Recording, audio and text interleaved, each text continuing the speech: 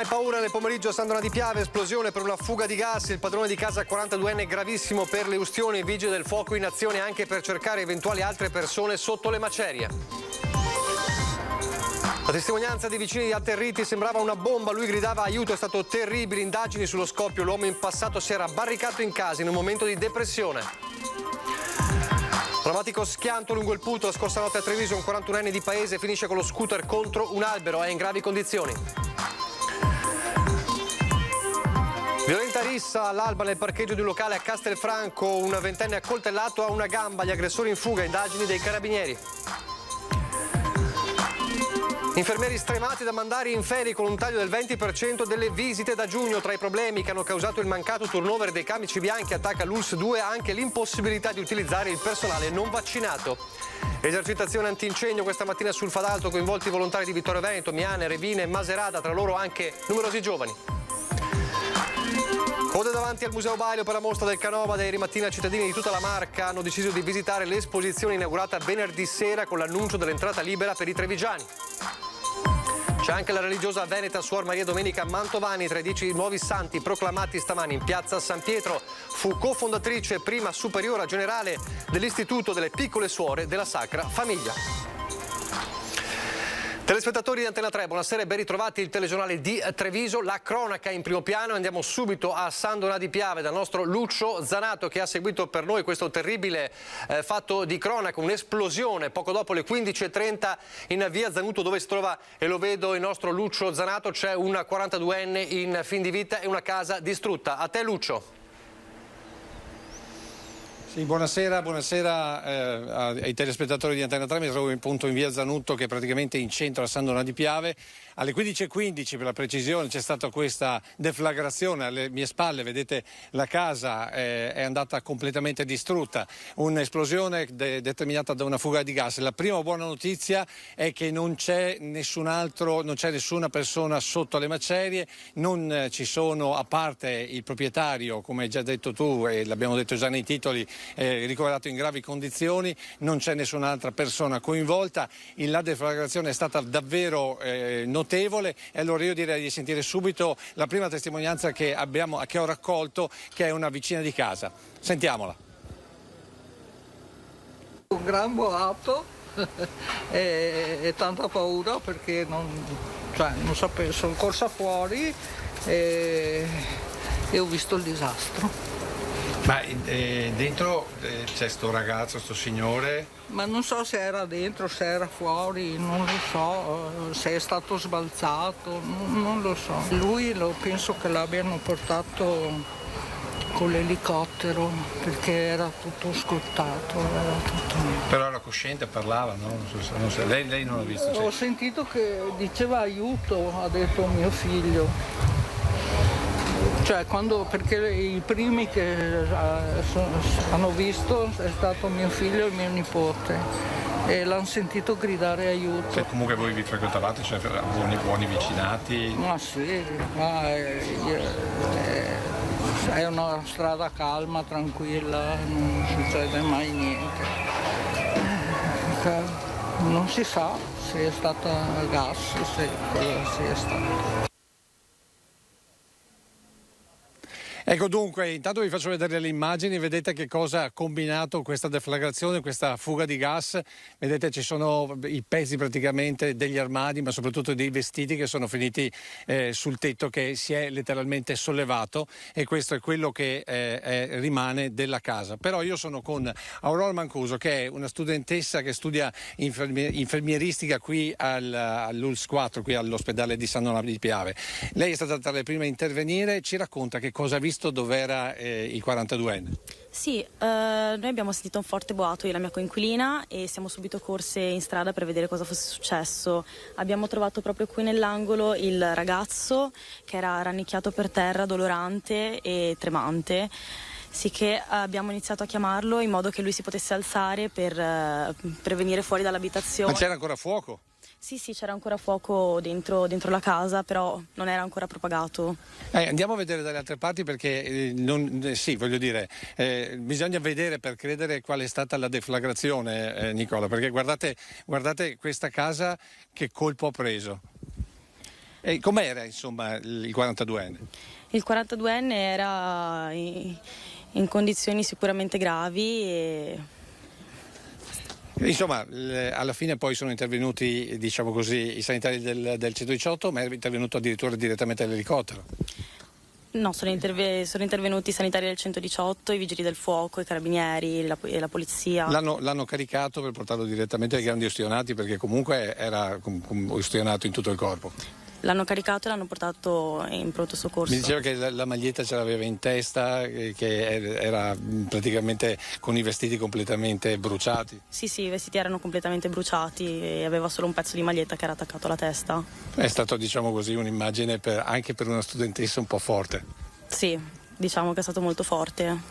Grazie, insomma intanto mentre vi faccio vedere ancora un po' di immagini di che cosa rimane della casa qui in via Zanutto a San Donà di Piave, vedete il muro come sono stati assolutamente divelti e guardate la Pompeiana che fine ha fatto, è letteralmente crollata.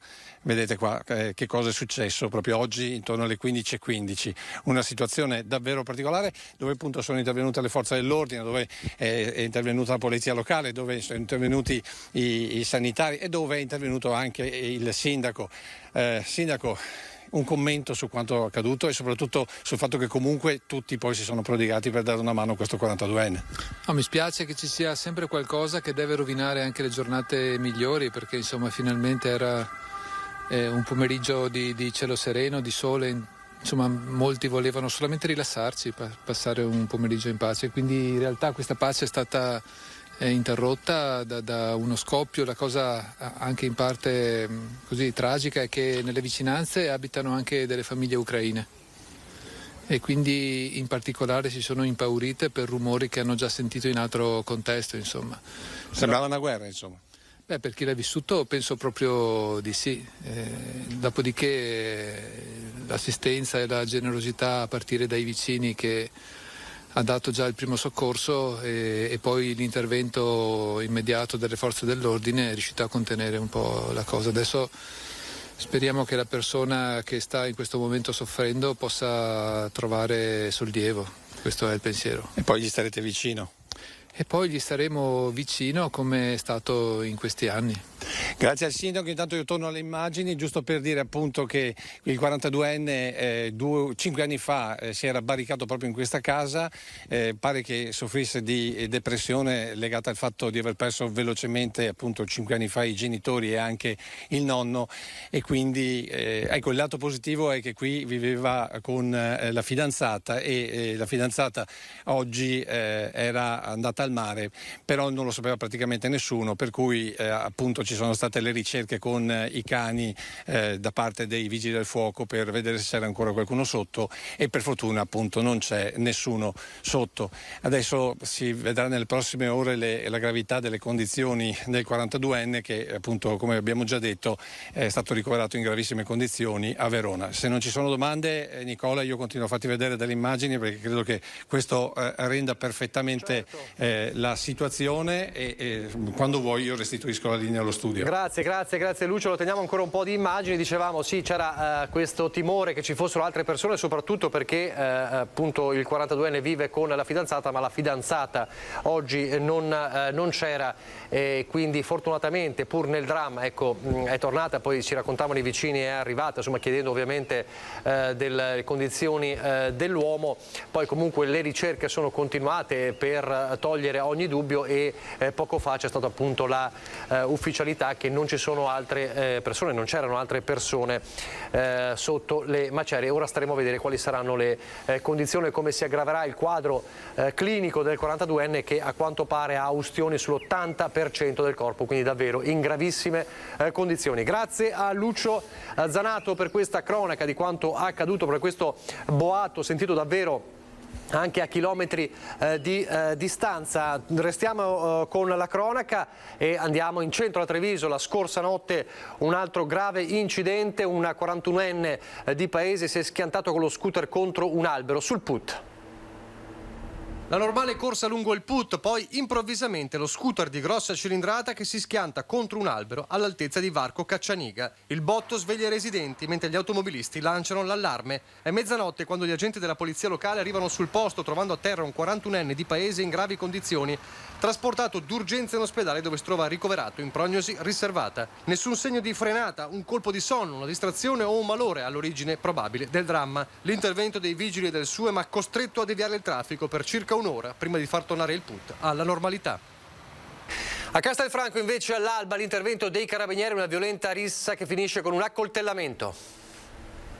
Prima le offese in un clima ad alta gradazione alcolica, poi la rissa e l'accoltellamento. La violenza è scoppiata all'alba nel parcheggio di un locale di Castelfranco con un gruppo di 3-4 giovani che ha preso di mira un ventenne del Montebellunese finché uno dei presenti non ha estratto qualcosa di simile a un coltello colpendolo alla gamba. L'allarme ai carabinieri poco prima delle 5, chiamati da un cugino dell'aggredito.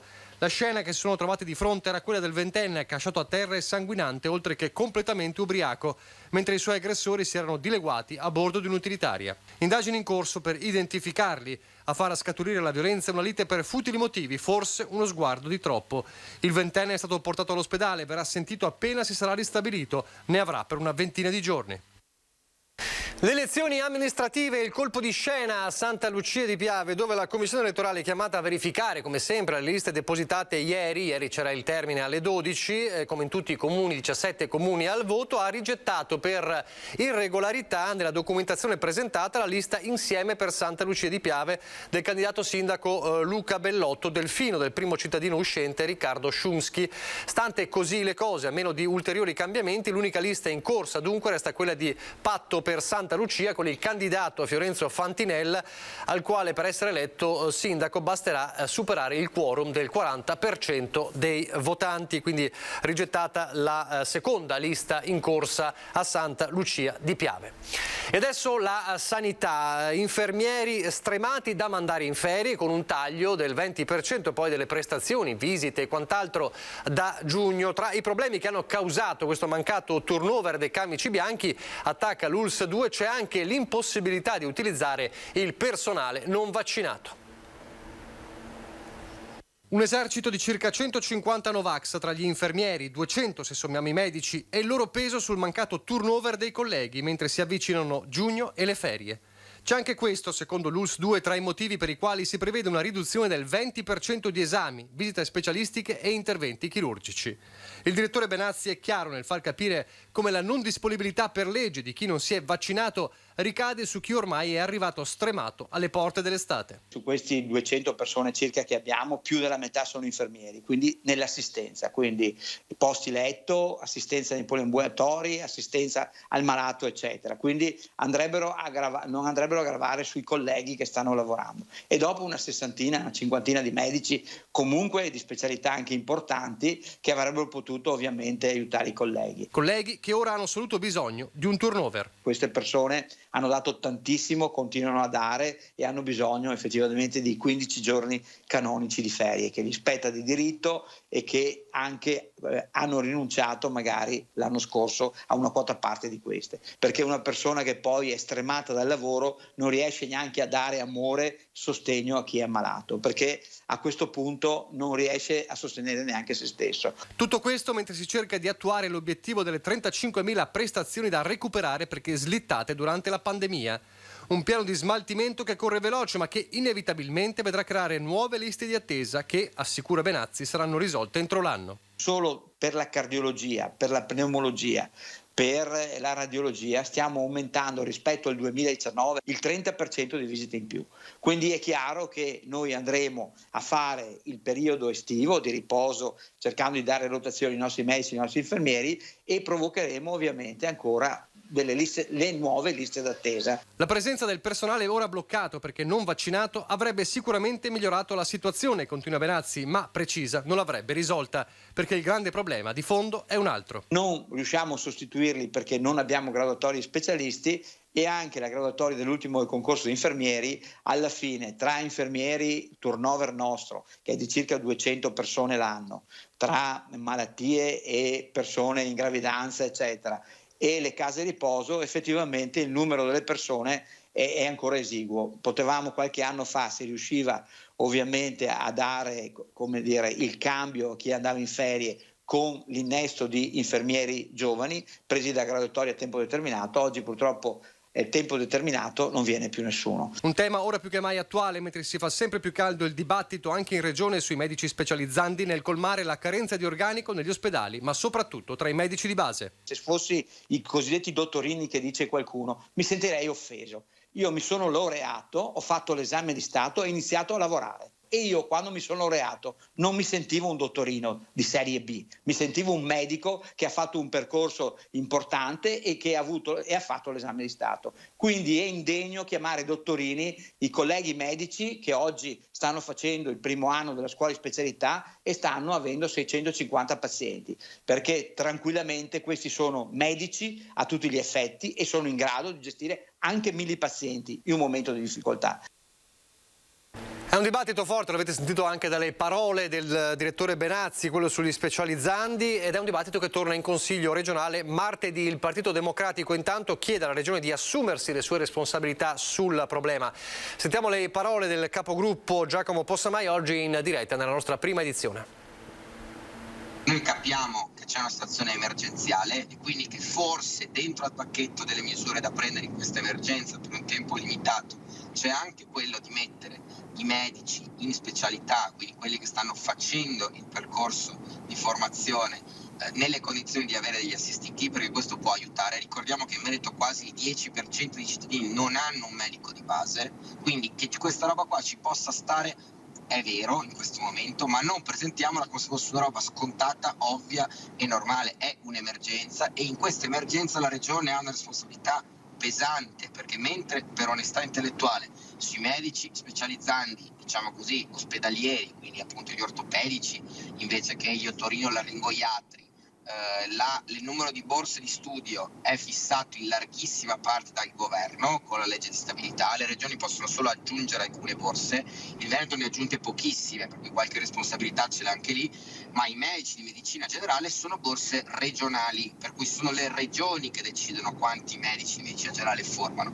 Il Veneto negli ultimi anni ne ha formati molti meno della media nazionale, per cui noi per questa ragione siamo messi molto peggio degli altri. Martedì si ritorna in Consiglio, per cui fra 2 giorni, e vediamo se la Giunta e la maggioranza raccolgono alcune delle obiezioni fatte in queste settimane, anche appunto e soprattutto in realtà dai medici, e se avranno effetto, e quindi se per esempio ci sarà un abbassamento del numero degli assistiti, se sarà inserito il tutor. Vediamo che cosa ne esce. Se invece ci dovesse essere la volontà di tirare dritto, non so come faremo ad avallare un modo di agire come questo. Torniamo alla cronaca, sono ore di ansia e grande apprensione a Pieve del Grappa. L'88enne Valeria Rosato, dopo essere uscita di casa questa mattina intorno alle 6:30, non è più rientrata. Sono stati i familiari a dare per primi l'allarme. La donna vive nella frazione di Crespano e l'ultima volta è stata vista con una tuta grigia e una casacca rosso bordeaux, che potrebbe però aver tolto viste le alte temperature di oggi. Ai piedi aveva delle ciabatte beige, alta 1,68 m, di media corporatura, porta i capelli grigi chiari raccolti e ha occhi marroni, come vedete nella foto. Chiunque pensi di averla vista nelle ultime ore è pregato di chiamare ovviamente il 112. Anche il sindaco Annalisa Rampin ha lanciato un appello a tutti i concittadini. Ci sono ovviamente le ricerche in corso dei vigili del fuoco di Castelfranco insieme al soccorso alpino per appunto cercare questa 88enne scomparsa da questa mattina a 88 anni. Adesso invece andiamo sul Fadalto, nella zona di Vittorio Veneto. Gli incendi boschivi sono stati e restano un incubo per tanti interventi purtroppo degli ultimi tempi. Una esercitazione importante questa mattina con i volontari e anche molti giovani. Ma chi te lo fa fare venire a 19 anni la domenica mattina in mezzo ai monti del Fadalto? Ma la passione per il territorio e l'essere d'aiuto alla popolazione. E questo è il messaggio che i giovani volontari hanno voluto lanciare ai loro coetanei dal Fadalto. Dare un po' del proprio tempo al servizio della comunità, partendo dalla formazione per poi essere in grado di aiutare effettivamente in caso di disastri o calamità. Che nel caso dell'esercitazione di oggi ipotizzava un vasto incendio a ridosso dell'autostrada in una zona impervia da raggiungere a piedi dopo aver allestito un campo base con il carico d'acqua da parte di autobotti ed elicotteri. Abbiamo simulato che il primo incendio era qui, per cui sono state partite prima 3 macchine per fare una condotta per spegnere questo incendio. Successivamente abbiamo simulato un secondo fronte fuoco, come succede spesso negli interventi veri e propri, e abbiamo attivato l'associazione di Miane. Da Miane è uscito un altro fronte fuoco praticamente e abbiamo attivato anche le associazioni di Revine Lago e Maserata. Oltre una cinquantina i volontari coinvolti in questa simulazione, dove comunque manichette e raccordi sono stati stesi e l'acqua è stata portata in alto, dove i più esperti hanno insegnato ai giovani le giuste manovre di spegnimento. Fa movimento, ti spostate. Giù i veterani, oltre ad insegnare, raccontavano alle nuove leve le soddisfazioni del volontariato di protezione civile. Abbiamo fatto quest'anno in Sicilia che ci siamo dati veramente da fare, è stato parecchio impegnativo, comunque è stata una bellissima esperienza. Volontariato organizzato dalla regione che gestisce un vero e proprio esercito di pace. Quasi 1000 volontari della protezione civile specializzati nella lotta agli incendi boschivi. Questa mattina si è appunto sperimentato un intervento in uno scenario particolarmente complesso che ha dimostrato l'efficacia del sistema. Vorrei ricordare che nel solo mese di marzo di quest'anno i volontari dell'antincendio boschivo della Regione Veneto sono stati impegnati in ben 49 incendi in tutto il Veneto. Osservatori, ma solo per l'occasione, anche una delegazione di veronesi dai Monti Lessini. Siamo venuti oggi per integrare le nostre abilità di conoscenza sull'antincendio, per lavorare nelle prossime emergenze. Ma non è un mestiere da uomini, no? Assolutamente no. Però il fuoco fa paura. No, bisogna sapere ed essere a conoscenza di quelle che sono le protezioni. Non è facile, però è bello. Un sorriso e un messaggio per arruolare sempre più giovani nella protezione civile del Veneto. Ma 27 anni, una domenica mattina, non è meglio che vadano in giro con le amiche a fare shopping? Assolutamente no. Cos'è che spinge? La passione, le soddisfazioni personali che si ricavano anche solo dal sorriso di qualcuno che aiuti. E con questo messaggio andiamo per qualche istante in pubblicità.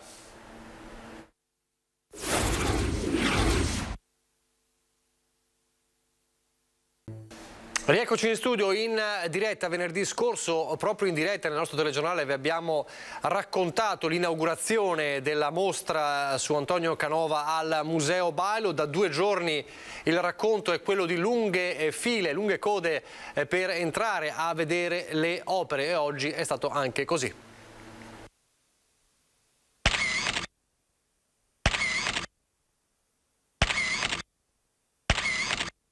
5 scatti che hanno immortalato la lunga coda che si era formata questa mattina ben prima dell'apertura del Museo Bailo.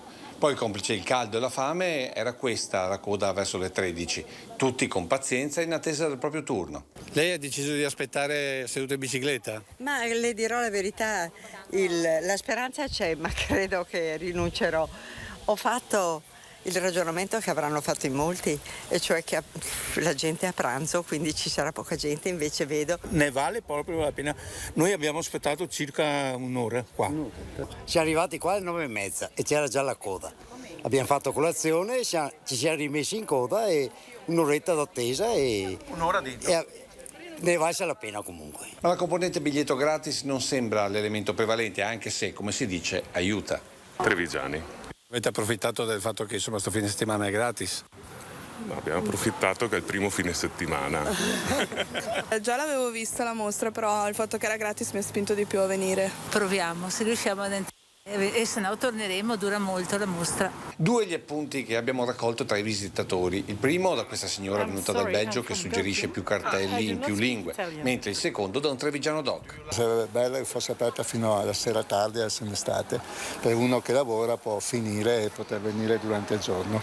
Pronta la risposta del sindaco, accompagnata dalla soddisfazione di aver registrato oltre 3.000 presenze in appena 2 giorni di apertura. Entusiasmanti perché non eravamo abituati a 100, 200 o addirittura questa mattina 300 metri di coda, quindi ringrazio tutti quei visitatori che hanno anche avuto la pazienza per entrare, di aspettare, però sono anche convinto che poi quell'attesa è stata ripagata con le bellezze del Canova. Perché non aprire anche di sera, magari d'estate, così tanti cittadini che lavorano di giorno possono gustarsela?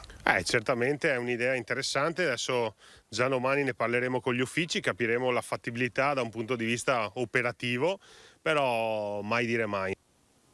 Anche a Quinto di Treviso si cerca di fare così. Dobbiamo credere di più nei nostri territori, nelle nostre potenzialità, perché molti quintini ancora non conoscono appieno, per esempio l'Oasi Cervara, che è un contesto meraviglioso dove quando uno entra si rilassa e pensa solo alla natura. La natura e l'arte. Il comune di Quinto si apre sempre più al turismo, quello che viene da lontano, visto che l'aeroporto è a 2 passi e collega direttamente la Marca a 44 paesi stranieri, e anche quello locale sempre più portato ad andare a conoscere da vicino le realtà di un territorio ricco di tesori spesso poco pubblicizzati.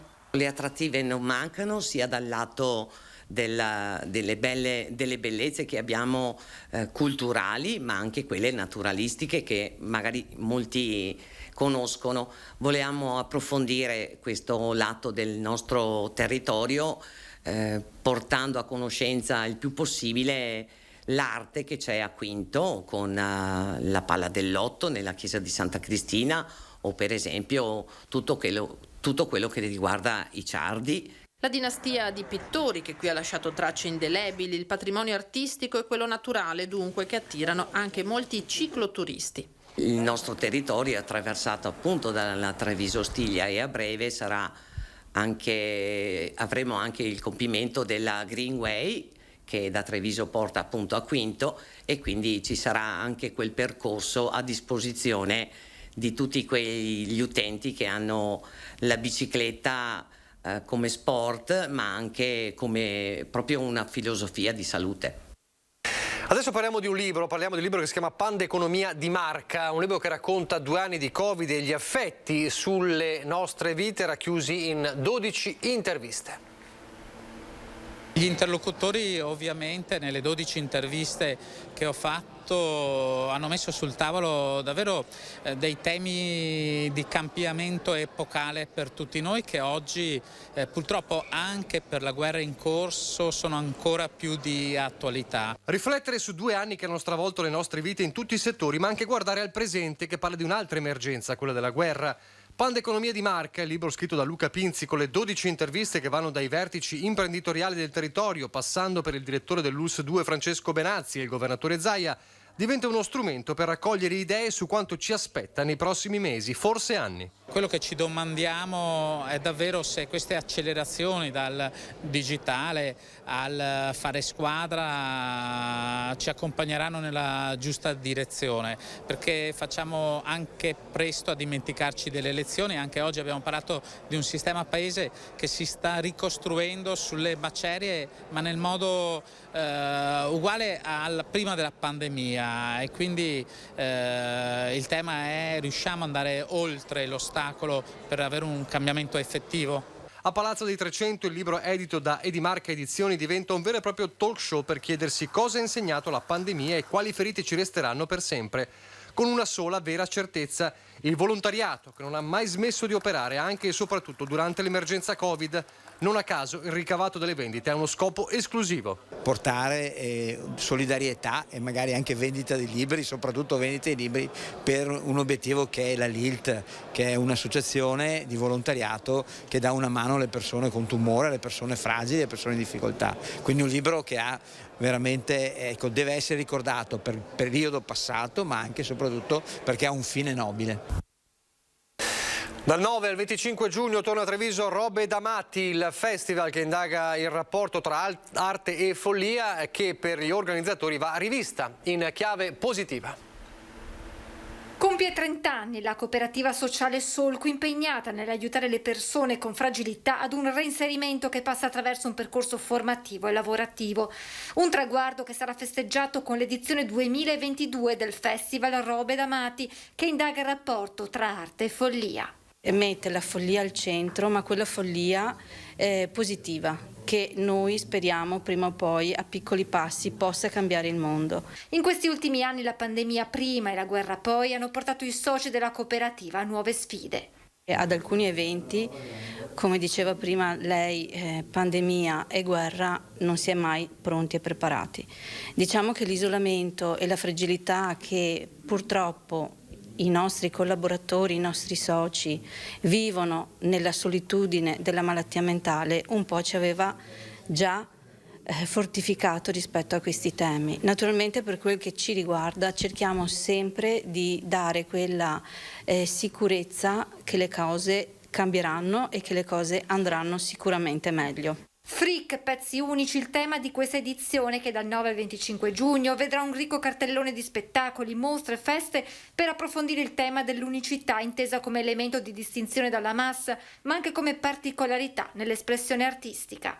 Sono spettacoli pensati per tutte le età e fatti in modo in cui ognuno di noi possa leggere il proprio lato freak, quel lato che ci rende unici e speciali. C'è anche la religiosa veronese Suor Maria Domenica Mantovani tra i 10 nuovi santi proclamati nella cerimonia di canonizzazione stamani in piazza San Pietro da Papa Francesco, alla presenza tra gli altri del capo dello Stato Sergio Mattarella. Maria Domenica Mantovani, nata a Brenzone sul Garda nel 1862 e lì morta nel 1934, già beatificata nel 2003, fu la cofondatrice e prima superiora generale dell'Istituto delle Piccole Suore della Sacra Famiglia. La santità non è fatta di pochi gesti eroici, ma di tanto amore quotidiano, ha sottolineato il pontefice durante la cerimonia. Sii santo lottando a favore del bene comune e rinunciando ai tuoi interessi personali. Questa, ha concluso Papa Francesco, è la strada della santità ed è così semplice. È davvero tutto per questa edizione del nostro telegiornale. Vi lascio come sempre al meteo. Grazie per averci seguito. Arrivederci.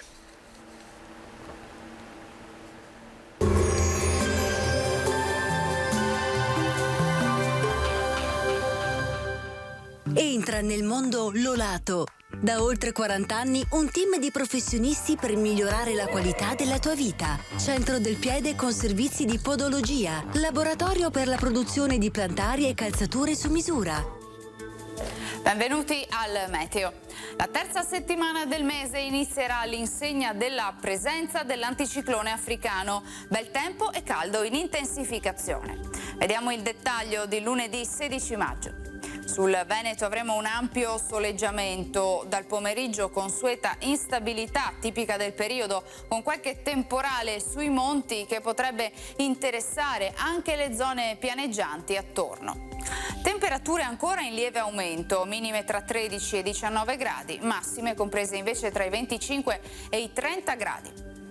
Spostiamoci ora sul Friuli Venezia Giulia, cielo sereno anche qui, occasionali acquazzoni in montagna nelle ore pomeridiane.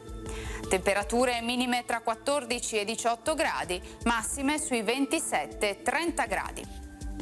Infine diamo uno sguardo alla situazione del Trentino Alto Adige, dove inizialmente avremo tanto sole, a seguire qualche temporale a carattere sparso.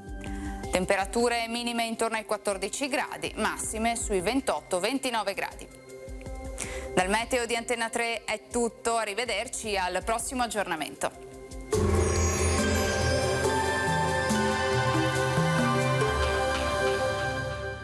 Busti, tutori e protesi di arto personalizzati. Ortopedia e sanitaria Lolato. A Treviso e Montebelluna. Lolato, soluzioni per star bene.